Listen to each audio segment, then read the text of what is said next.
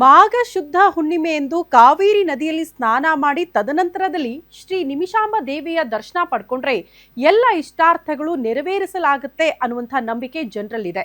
ಹಾಗಾಗಿ ಸಾಕಷ್ಟು ಜನ ಭಕ್ತಾದಿಗಳು ನಿಮಿಷಾಂಬ ದೇವಿಯ ದರ್ಶನ ಪಡೆದುಕೊಳ್ಳೋದಕ್ಕೆ ಆಗಮಿಸ್ತಾರೆ. ಹಾಗಾಗಿ ಆ ಭಕ್ತಾದಿಗಳಿಗೆ ಯಾವ ರೀತಿಯ ಸೌಲಭ್ಯವನ್ನ ಕಲ್ಪಿಸಲಾಗಿದೆ, ರಿಪೋರ್ಟ್ ಇಲ್ಲಿದೆ ನೋಡಿ. ಫೆಬ್ರವರಿ 1ರಂದು ಶ್ರೀರಂಗಪಟ್ಟಣದ ನಿಮಿಷಾಂಬ ದೇಗುಲದಲ್ಲಿ ಮಾಘ ಮಾಸದ ಉತ್ಸವ ಅದ್ದೂರಿಯಾಗಿ ನಡೆಸಲು ಸಕಲ ತಯಾರಿ ನಡೆದಿರುವಂತದ್ದು. ಒಂದು ಕಡೆ ನದಿ ಬಳಿ ಒಡ್ಡು ನಿರ್ಮಿಸೋ ಕಾರ್ಯ, ಮತ್ತೊಂದು ಕಡೆ ಶಾಮಿಯಾನದ ಜೋಡಣೆ ಕೆಲಸ, ಸ್ನಾನಗೃಹ ನಿರ್ಮಾಣ, ಈ ಎಲ್ಲ ದೃಶ್ಯ ಕಂಡು ಬಂದಿದ್ದು ಮಂಡ್ಯ ಜಿಲ್ಲೆಯ ಪ್ರಸಿದ್ಧ ದೇಗುಲವಾಗಿರುವ ನಿಮಿಷಾಂಬ ದೇಗುಲದ ಬಳಿ.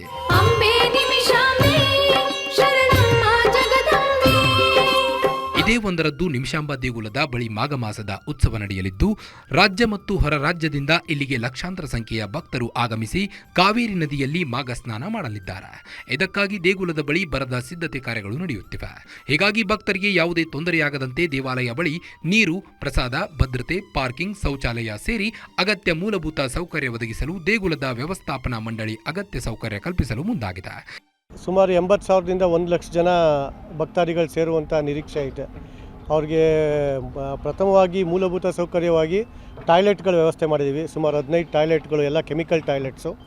15 ಟಾಯ್ಲೆಟ್ ಮಾಡಿದ್ದೀವಿ. ಒಂದು 15 ಬಟ್ಟೆ ಬದಲಾಯಿಸುವಂಥ ಕೊಠಡಿಗಳು ಮಾಡಿದ್ದೀವಿ.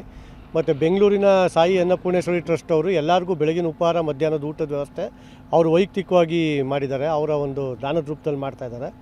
ಇನ್ನು ಮಾಘ ಮಾಸದ ಉತ್ಸವವು ಈ ಬಾರಿ ಅದ್ದೂರಿಯಾಗಿ ನಡೆಯಲಿದ್ದು, ಜನವರಿ 31ರ ಮಧ್ಯರಾತ್ರಿಯೇ ಅಮ್ಮನವರಿಗೆ ವಿಶೇಷ ಪೂಜೆ, ಅಲಂಕಾರ ಸೇರಿದಂತೆ ಮುಂಜಾನೆ ರಥೋತ್ಸವ ನಡೆಯಲಿದೆ. ಪ್ರತಿ ವರ್ಷ ಕೂಡ ಮಾಘ ಮಾಸದ ದಿನ ಹೆಚ್ಚಿನ ಸಂಖ್ಯೆಯಲ್ಲಿ ಭಕ್ತರು ಆಗಮಿಸಿ ಮಾಘ ಸ್ನಾನ ಮಾಡಿ ದೇವಿ ದರ್ಶನ ಪಡೆಯಲಿದ್ದಾರೆ. ಈ ವರ್ಷ ಫೆಬ್ರವರಿ 1ನೇ ತಾರೀಕು ಮಾಘ ಮಾಸ ಹುಣ್ಣಿಮೆ ಇದೆ. ಈ ಸಂದರ್ಭದಲ್ಲಿ ದೇವಿಗೆ ಪಂಚಾಮೃತಾಭಿಷೇಕ, ರುದ್ರಾಭಿಷೇಕ, ಶ್ರೀ ಸೂಕ್ತ, ದುರ್ಗಾ ಸೂಕ್ತ, ಮೇಧಾ ಸೂಕ್ತ ಅಭಿಷೇಕಗಳಿರ್ತದೆ.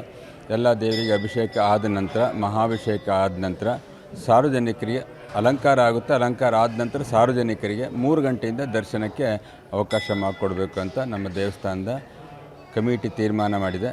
ಒಟ್ಟಾರೆ ಫೆಬ್ರವರಿ 1ರಂದು ನಿಮಿಷಾಂಬ ದೇವಿ ಸನ್ನಿಧಿಯಲ್ಲಿ ಜರುಗುವ ಮಾಘ ಮಾಸದ ಉತ್ಸವಕ್ಕೆ ಸಕಲ ಸಿದ್ಧತೆಗಳು ನಡೀತಾ ಇದ್ದು, ಈ ಬಾರಿ ಕೂಡ ಲಕ್ಷಾಂತರ ಭಕ್ತರು ಆಗಮಿಸಿ ಕಾವೇರಿ ನದಿಯಲ್ಲಿ ಮಾಘ ಮಾಸದ ಸ್ನಾನ ಮಾಡಿ ಪುನೀತರಾಗಲಿದ್ದಾರೆ.